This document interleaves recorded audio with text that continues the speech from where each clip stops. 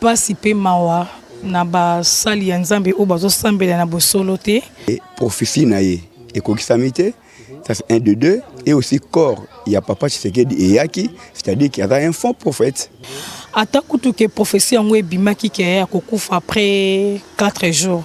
Mais il fallait que singa susu na nzambe ala ki se susu bien. Donc les signes ils ont marqué la fin du temps. C'est-à-dire que tozoye ba un bon prophète par rapport il y a prophétie naie d'abord. Siko yetanga lobaki makambo wana, est-ce que a raisonné que que ozo ebisaye eza président de la République? Tel prophète avait déjà un grand bétail déjà tapé déjà à côté. Supposons le col appelle le 4e jour, abaki a à 3 jours, a Koufi na été. Président Koufité yé prophète en Koufi. Ah siko et comme siko bal na yé parce que tout le monde ne sait pas si président Koufité, tout le monde peut prendre mon co et li présidenté. Comment check TV. Yasi ba mutombo. Comment check TV. Yasi ba mutombo.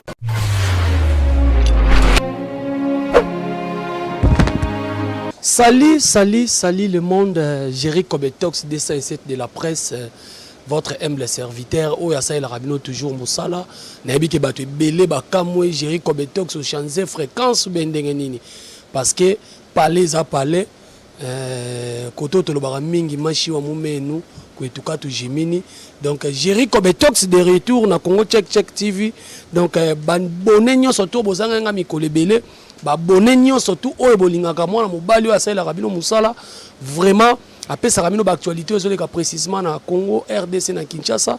Donc désormais émission politique, émission culturelle, sujet beaucoup yambaroka na et pas ya Jerry Kobetox et puis bobo ça na tête drapeau ya Congo yo na utaki nango kuna na ye nango awa parce que il faut to saler la Congo na domaine na on surtout zali contribuer na moi pierre na pour Congo kende liboso yango bomona na chat drapeau oyo na kingo pour na ko servir toujours na ça la bino toujours makambo ya malamu.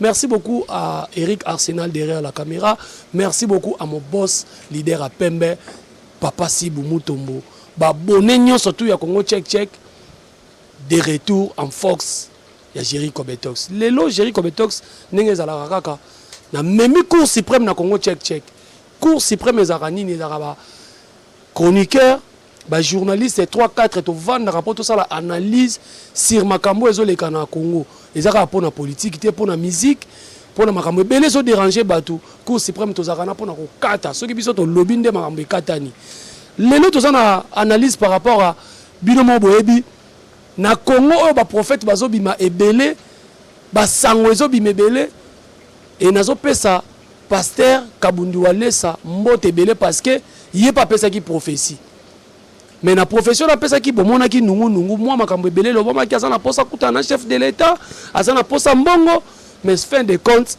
lokola mokonzi azali mokonzi moko malamu asaki tout amona na ye et puis asambela pona ye deuxième prophète abimi to ebité ceux qui payent pas zoluka kaka à côté na présidence to likambo nini abandaki na koloba papa na biso bakundi papa Etienne quand on a kotika la koya awate plus jamais ce que yé atiaki même maboko na makolo bakata et koreaki et puis atika ki bongote alobi lisusu Etienne Tshisekedi akotika la kokundama na Congo te na mabele ya Congo te to na Kinshasa te ce qui akundami mwana na yo azali président akokufa après 3 jours bandeko bino mo bolandaki yango na ba réseaux sociaux bolandaki yango na ba chaîne parce qu'ils ont ça l'émission pour biso to ba makambo eza vrai siko lelo de samedi bakundaki papa Etienne lelo toza mercredi batu musu babaki lobi koki jour J-1 mais lelo batikeli na moi bonus ya jour moko et puis a lancé qui défi soki président de la République Félix Tshisekedi akufite yende prophète Benjamin Kawanga akokufa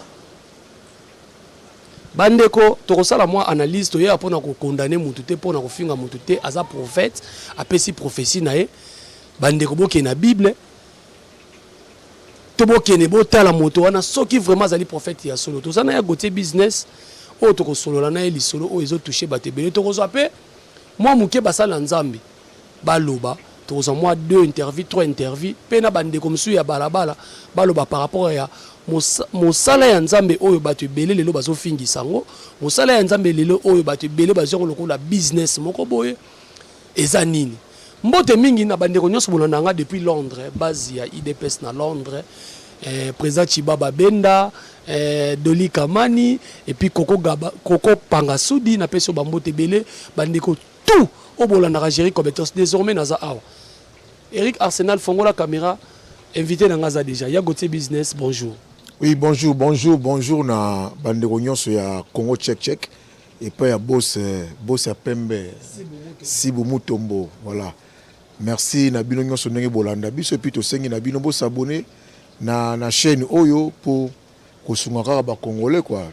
On est là pour vous.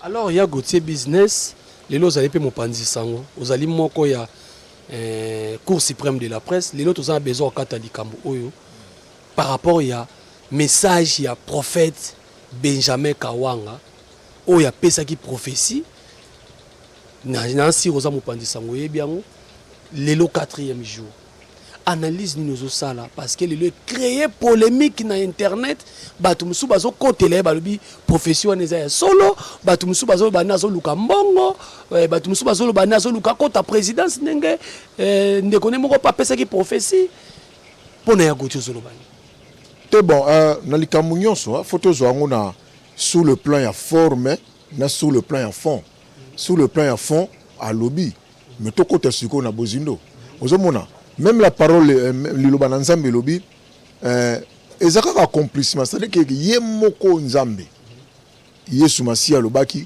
na mtango na suka ba prophète ba kobima ebele c'est déjà accomplissement parole il faut bazala ya mabena malamu metebika ki ba kobima lokola mayebo elingolo ba ke ye moko déjà wa lobaki alobaki déjà vrai vous comprenez sikoyo prophétie nanu ya solo peut-être ba bazana mo ba confusion prophétie ou l'équipe parole de Dieu ou ezana Genèse tin Apocalypse ezate de la plus grande prophétie révélation eza d'abord parole de Dieu yango ba senga na biso une prophétie soke bimi il faut to landelango siko au travers la parole de Dieu prophétie wane bimi que dit la parole de Dieu vous comprenez ndenge to discerna est-ce que ça conforme na liloba na nzambe vous comprenez bon prophétie bimi to kota siko de makomi est-ce que ça conforme makomi lobi na biso ba ba kamutiama et puis yemo ka sala ki bien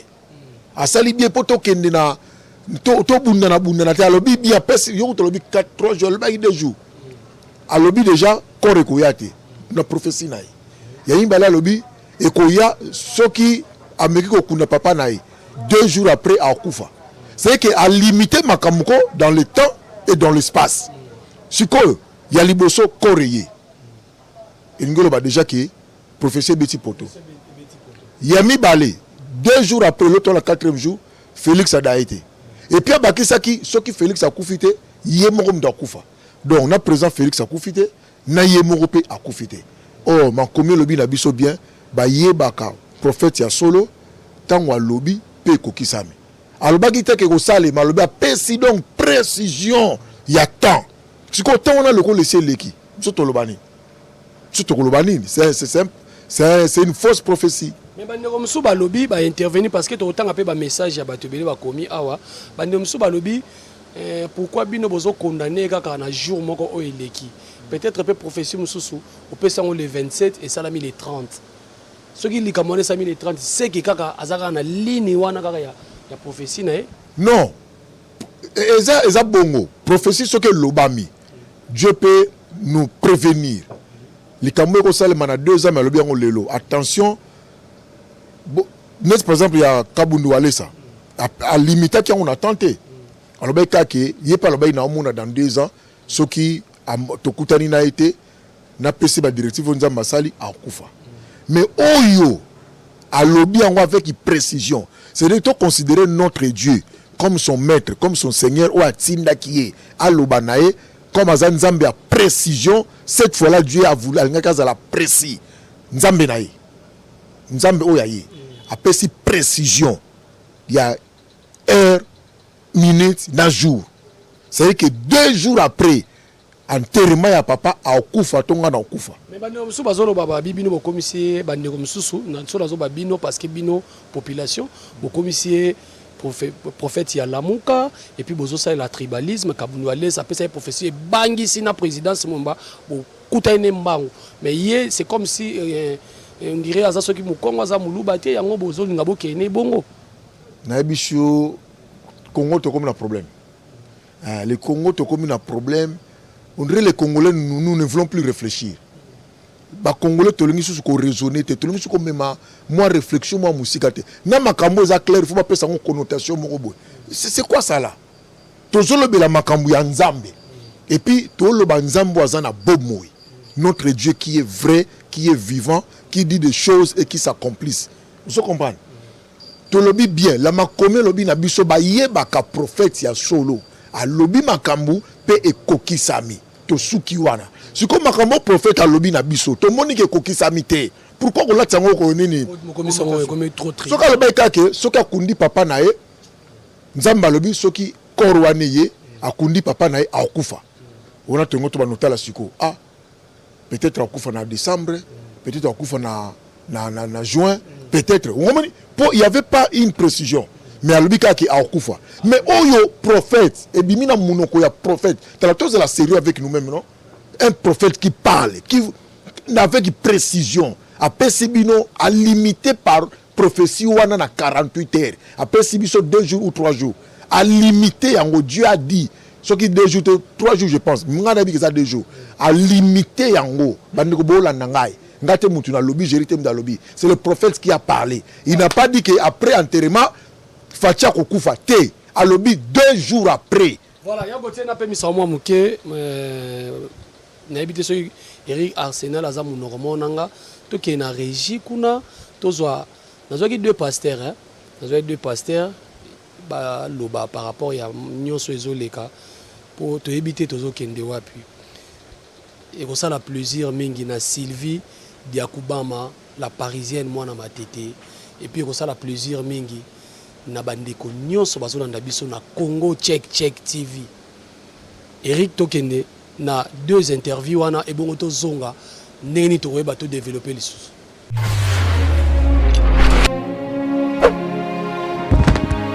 Bonjour pasteur. Bonjour papa. Bato nyonso bazolando na chaîne YouTube Congo Check TV bakoye ba pasteur bengami na kombo nani pe etonga eza na kombo nini ngako nga pasteur Mardoché Lutumba na zane église na Bandal na boula numéro 3 na quartier Lubudi. Voilà papa lelo toye pour analyse par rapport il y a lelo 4e jour depuis prophète Mardoché ou appelé ça qui prophétie et le qui problème et le qui moi ba polémique à l'ubi était Mokonzamboka soki akundi papa na ye après 3 jours Mokonzamboka okufa soit yé soki akufite yé prophète okufa et d'ailleurs même alobaki ebembana ekotika la koya Kinshasa te ekokunda na mabele ote yo étant que mosala nzambe ozo sala analyse. Bon, par rapport il y a ba prophète pe ba prophétie, je pense que c'est ça le bel qui ango. Donc les signes ils ont marqué la fin du temps. C'est-à-dire que tozoye ba un bon prophète par rapport il y a prophétie d'abord et jusqu'à ce que va s'accomplir. C'est-à-dire que le roi est comme na 4e jour et que prophétie naie et kokisamité. Ça c'est 1 de 2 et aussi corps il y a papa Tshisekedi et Yaki, c'est-à-dire qu'il y a un faux prophète, avec un faux prophète. Donc c'est une telle prophétie et un tel prophète avait déjà un Zambé déjà déjà à côté. Le ministère n'est pas un ministère bongo, bozana moi ba sanctionner to communauté comité na bino ya ba pasteur pour sanctionner raté parce que bilo Congo ezoya de plus en plus mutu musu il faut la sanctionner nengo le za faux prophète est-ce que ekoki ko sala maté. Bon en fait na bamboka musunit na ba pour tout temps bamboka te eza organisation ba prophète mutu anengwa ne sengi batie déjà à côté mais le rôle na Congo na numa quand vous avez ko ya malembe to éviter que d'organiser malembe je pense qu'il na bato ezali ko ba ko ya bato na normalement sengi te ba ko tia bango pembeni pour que bato bayeba ke basala na musala nzambe te. Voilà, par rapport à la parole na bino et puis musalo bozo sala pour nzambe ta la caméra s'adresser na ba pasteur nyonso même au bazali banda ba ba kotambo na kobanga nzambe liloba nino ko bon liloba ezaka moko to linga kosala musala nzambe na idée ya publicité te ya kolinga koyebana te ke batu bayebaka ke na lobaki batu bayeba musala nzambe esengi toyeba ko honorer yango topesa yango valeur oyo ekoki c'est-à-dire ke bazali ya mabe batika kobebisa kosalue réputation ya musala ya nzambe parce que nzambe un jour akoyeba koya kogie et baza mpe na kati ya vrai tosala mpe musala yango jusqu'à ce que tokoyeba kose maintenir dans le vrai pour que nzambe ayeba kozwa lokumu donc mpona bana nzambe nyonso batikali bayeba ke tokomi na temps ya suka c'est-à-dire que moto nyonso komonaka na tv alobi boye osadone na ye eza vraiment malamu te et ce qui est curieux eza mpe mabe tomona ke bana nzambe mingi balingi mingi le faux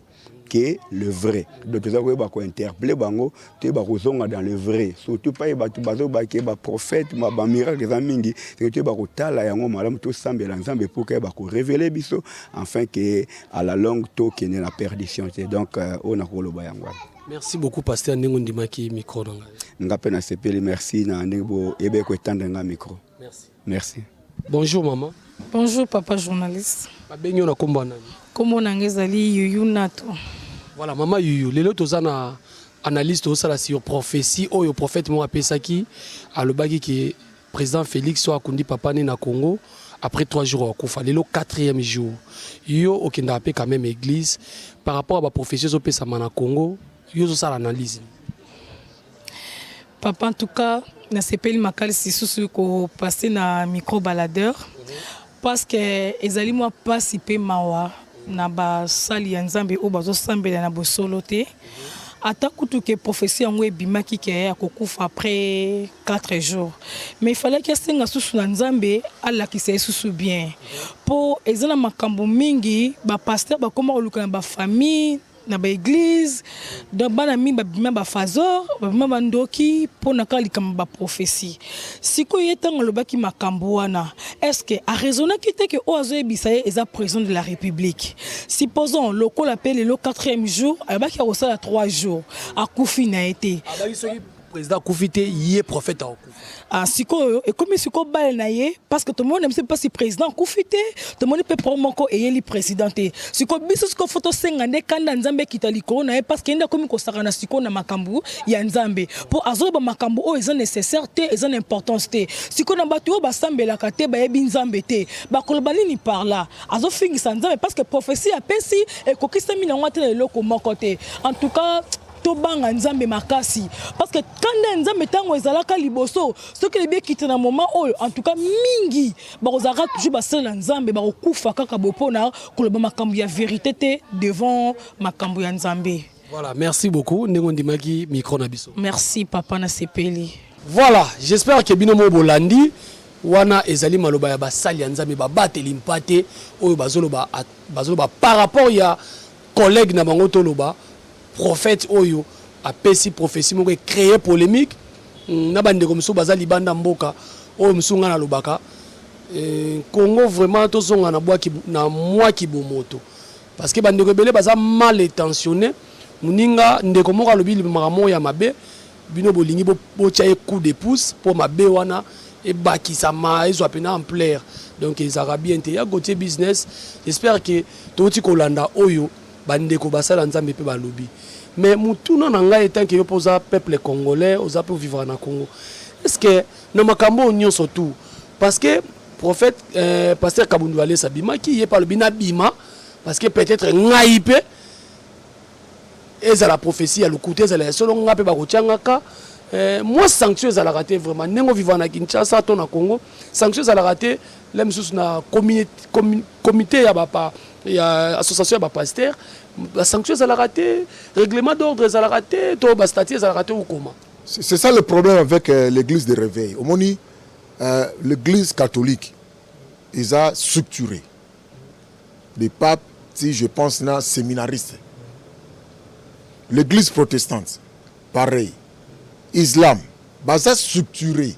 C'est-à-dire que makamabo ceux qui ezalaki sango okozwa sanction osali mabe pour boza structuré ce qu'on a réveil structure wana ezate ozomona siko nani ako suspendre nani ako bende matoi. C'est que mutu ya gote batu musupe bazolo ba pe 5 ans ezana bato balata ba soutani 5 ans est-ce que ba suspenda bango kaka yene mutu ngi ba suspendre bato bele bazolo ba 5 ans pe ba boya ki bokonzi ya actuel président. Non, Senko eza mututé babi Senko dans son ensemble et sa structure non déclaration et ensemble mais ça individu te que sango moko ayebwe alobi le makamo contre président le plus abaza sanctionner tout monde peut se baser 3 4 ba ça alobi likamo mais il faut baser la sanction te na niveau église to bi na niveau église moni donc Senko atombola ki mungongo lokola église c'est que aloba maloba au nom de l'église on se comprend tant on peut monique il faut to bongisa bazongi lisusu au nom de l'église ba bongisi na président on se comprend ce qu'on a rêvé zali que sala cop na yo parler na yo ko gouvernement verano na Gayar obengino bato bando betano mbunda ozapena mukana te bato bayaka di mozolia na yo offrande ozolia mutu pa autour na yo te on se comprend ndeli comme na réveil on se comprend donc na niveau wana ba pasteur base un peu structuré okomona ke batsema ba mobeko nde sali saka mutu pa tambola bien donc lokola makambo neza na ngote mutu akoloba ne makambo nga lingi et puis toyebi ke banda kala même Nzambe a respecter ba autorité établie ba konjo yati abano soka likambo yebisa mukonzi ya munene roi tango akalomona tina prophète abi kinde ko mona mukonzi wana yebisa eboy yango na zolo ba kalate na osala émission na bi vidéo baby je pense que batu ba Holanda lobi yabote avant peut-être expliquer biso ma vidéo baby est-ce que zappé batu bele ba komela nga babi géri tango osala émission mais quand on peut ko lobela est-ce que ce qu'on dit prophétie moko ya mutu moko azala autorité azala autorité bongo to mutu moko aza président to ministre bongo okolo bango na lieu public loko a réseaux sociaux na ba émission ba internet na ba télévision est-ce que ezapé na din olo bango na lieu public éthique sengi bongo te je pense tout le monde bétique até tout le monde bétique bon moi makambo ya moi ba éducation ma moza mo ebele il faut les alentours makambo wana bon na lobia soka soka ngo ya mutu na église anga tsango na Facebook to bakaka prophète dans l'église notamment non azulaka batune ya église ba prophétie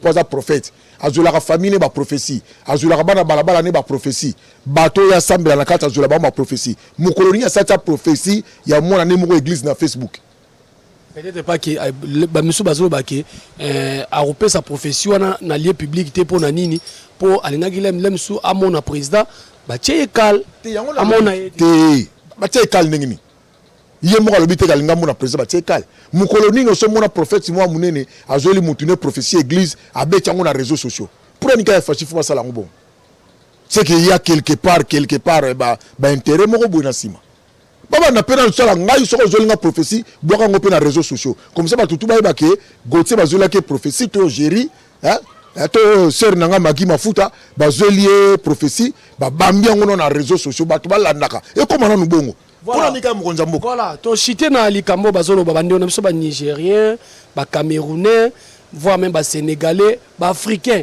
balobi en tout cas sur 100% congolais baby sur réseaux sociaux et si ka tout congolais kotaka makambo ebe ba kaka na émission non ça l'émission je pense que vous avez déjà invité la ngai vidéo baby non ça pene émission de vidéo baby to tongolo nanu to kota na bozindo na émission na ebité na l'autre fois na émission moko ya mbenga partout sika congolais zalonda baby saka bandeko belé bana ba étranger bazo souffrir ka po bandaka copie na bango moko boye bandeko mususu ka bandeko ba bano sala ngona ba étranger ba gagner copie la ki bien tant ka bandeko na biso ba koti na mutema mabe na biso héritage soki za la héritage soki za la ni mutema ba komo benga richesse na biso tozo bo maka musala total ba réseaux sociaux bandeko nanga bo zala ba wifi total ba réseaux sociaux o ezoko ba congolais ba okoma ezokoma mana ezalaka te et puis kopesa prophétie na mokonza mboka moya ya libanda bongo ezalaka te totela mama prophétie mokonza mboka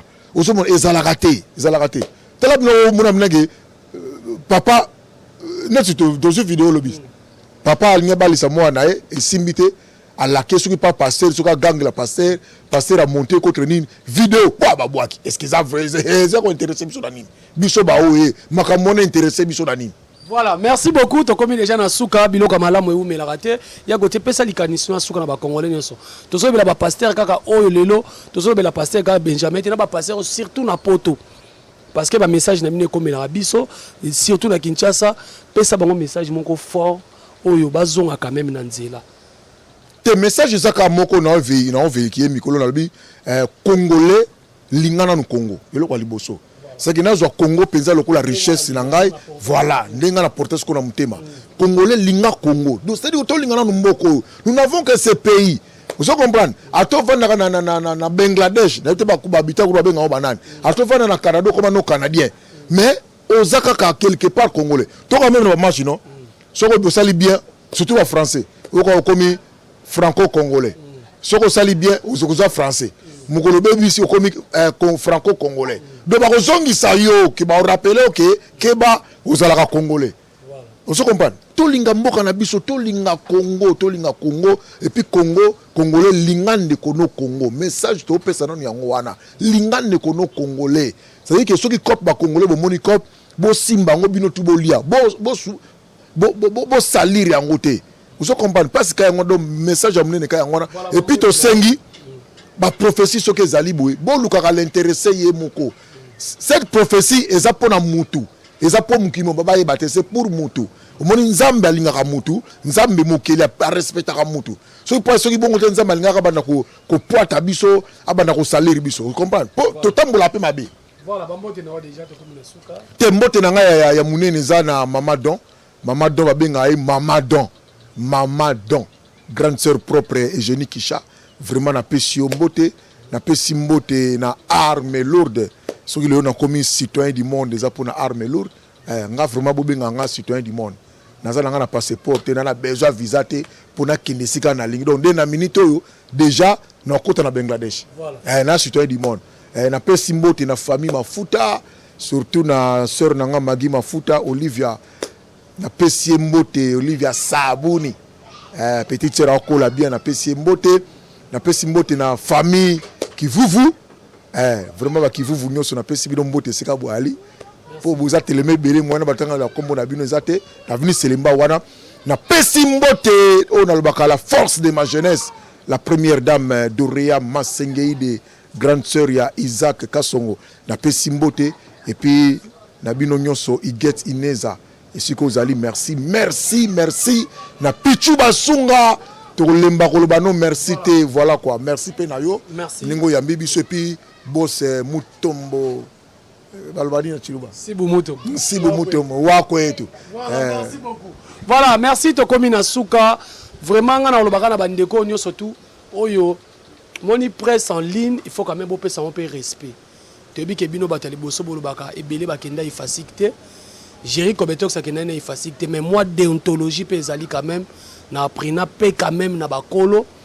poto sala musala oyo lelo bolobake presse en ligne mtepesi maloba ya prophète oyo en plaire et lobi yango mabe parce que ya liboso bolobaki que presse en ligne nemte salaki yango ba chantage boye na boye bisote presse en ligne ezanine eza tango yo lambi fufu no cheli kola mesa okomona ngo ka fufu mais presse en ligne so azango apakoli yango balangi yango ezanine ba titre ya mabe na ba titre bino bana poto bolingaka eyindi eziki oyo ezali bombe bolinga ba titre bongo.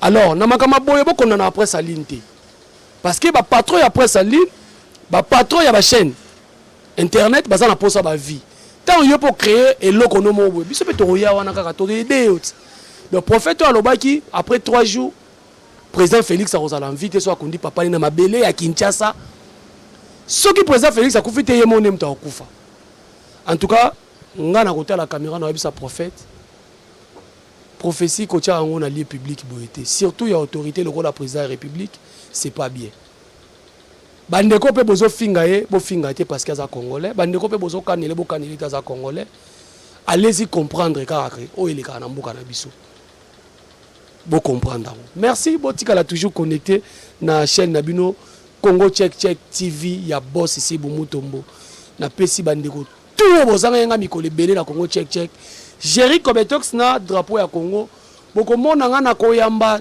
tous les politiciens na ba jeune po mikolo politique tina mwana neva ayibike mboka etambola mabe ayibike na liaki po mboka etambola malamu donc na koyambela bino bandeko nyonso sauf ka ba bakanela biso baba mkono ozwa garçon na ko betisa ye obetisa nga po ani na porta drapeau ya Congo ezala on a problème te Eric Arsenal derrière la caméra. Merci beaucoup na image nayo. Merci na babonné nyonso bon continuer ko s'abonner. Jerry Kobetox de retour. Bye, on se retrouve dans l'émission Koya. Ciao. Bye. Congo Check Check TV. Yasibo Mutombo.